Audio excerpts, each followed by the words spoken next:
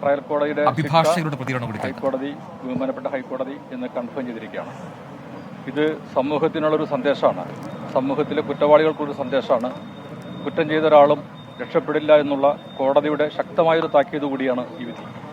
ഈ അന്വേഷണ ഉദ്യോഗസ്ഥർ എന്ന നിലയിൽ ശശി സാറിന് എത്രത്തോളം ആത്മവിശ്വാസം നൽകുന്നതാണ് ഈ ഉത്തരവ്? വളരെ വലിയ ആത്മവിശ്വാസം നൽകാനാണ് ഉത്തരവ്. പോലീസ് സേനയ്ക്ക് മൊത്തം വളരെയധികം ആത്മവിശ്വാസം നൽകുന്ന ഒരു ഉത്തരവാണ് ഉണ്ടായിരിക്കുന്നത്. അത് പോലീസ് സേനയുടെയും പ്രോസിക്യൂഷന്റെയും ഒത്തൊരുമയോടുള്ള പ്രവർത്തനത്തിന്റെ ഫലമായുണ്ടായ ഒരു വിജയമാണിത്. സത്യം വിജയിച്ചിരിക്കുന്നു, ഇരയ്ക്ക് നീതി ലഭിച്ചിരിക്കുന്നു. അതാണ് എനിക്ക് പറയാനുള്ളത്. പ്രോസിക്യൂട്ടറോട് ഒരു കാര്യം കൂടി, ഈ ശാസ്ത്രീയ തെളിവുകളെ മാത്രം അടിസ്ഥാനമാക്കിയാണ് കോടതിയിൽ ശാസ്ത്രീയ തെളിവുകളും അതിനോടനുബന്ധമായിട്ടുള്ള സാഹചര്യ തെളിവുകളും ഉണ്ട് ഈ കേസിൽ.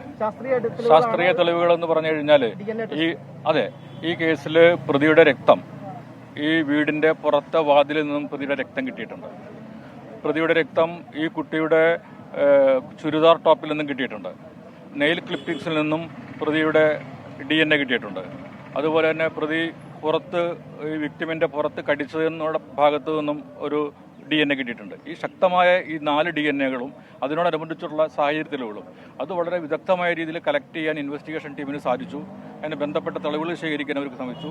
വളരെ സമർത്ഥമായ അന്വേഷണം നടത്തി കുറ്റമറ്റ രീതിയിൽ തെളിവുകൾ ശേഖരിക്കുകയും അത് നല്ല രീതിയിൽ കോടതിയിൽ പ്രസന്റ് ചെയ്യാൻ കഴിഞ്ഞു എന്നുള്ളത് കൊണ്ടാണ് ഈ കേസ് ഇത്തരമൊരു വിധിയിൽ എത്തിച്ചേർന്നത്. അത് തീർച്ചയായും ഉൾക്കൊള്ളാനും അത് മനസ്സിലാക്കാനും ഇത്തരം കുറ്റകൃത്യങ്ങൾ മേലിൽ ആവർത്തിക്കരുന്നുള്ള കൂടിയുള്ള സന്ദേശം കൂടിയായിട്ട് ഈ ജഡ്ജ്മെന്റിനെ കാണണം. അത് ട്രയൽ കോടതിയുടെ ജഡ്ജ്മെന്റ് അതേപടി ശരിവെക്കുകയാണ് ബഹുമാനപ്പെട്ട ഹൈക്കോടതി. താനല്ല കൃത്യം ചെയ്തത്, മറ്റു രണ്ടുപേരാണെന്നുള്ള പ്രതിയുടെ ഒരു പാരലൽ തിയറി കൂടി പൊളിയല്ലേ ചെയ്തത്? തീർച്ചയായിട്ടും അതെല്ലാ പ്രതികളും എടുക്കുന്ന ഒരു വാദമാണ്. അത് ഈ പ്രതി കുറച്ചും കൂടി കൂടുതലായി എടുത്തു എന്ന് മാത്രം. അത് തീർത്തും പൊളിഞ്ഞു പോയി എന്നുള്ളത് ജഡ്ജ്മെന്റ് കൊണ്ട് വളരെ വ്യക്തമാണ്. മുന്നോട്ടുള്ള നടപടിക്രമം പ്രോസിക്യൂഷൻ സംബന്ധിച്ചിടത്തോളം ഇനി നടപടിക്രമങ്ങളില്ലാതെ വിധി നടപ്പാക്കുക എന്നുള്ളതാണ്. പ്രതിയെ സംബന്ധിച്ചിടത്തോളം പ്രതിക്ക് ഇനി സുപ്രീം കോടതിയിൽ അപ്പീൽ പോകാം. വാദിഭാഗം അഭിഭാഷകരും ഒപ്പം അന്വേഷണ സംഘ തലവനുമാണ് ഇപ്പോൾ മാധ്യമങ്ങളോട് പ്രതികരിച്ചത്. കൃത്യമായ സന്ദേശം നൽകുന്ന വിധി എന്നാണ് ഇരുകൂട്ടരും പറഞ്ഞത്. ഒപ്പം തന്നെ ഏറ്റവും പ്രധാനപ്പെട്ട കാര്യം, എടുത്തു പറഞ്ഞ കാര്യം, സാക്ഷികളില്ലാത്തൊരു കേസാണ്. ഒപ്പം തന്നെ CCTV ക്യാമറകളൊന്നും ഇല്ലാത്തൊരു കേസാണ്. അതിൽ ശാസ്ത്രീയ തെളിവ് ശേഖരണം അത് അത്രമാത്രം ശക്തമായിരുന്നു. അതുകൊണ്ടാണ് ഇങ്ങനെ അനുകൂല വിധി ഉണ്ടാക്കാൻ നമുക്ക് സാധിച്ചത് എന്ന് അഭിഭാഷകർ പറയുന്നു.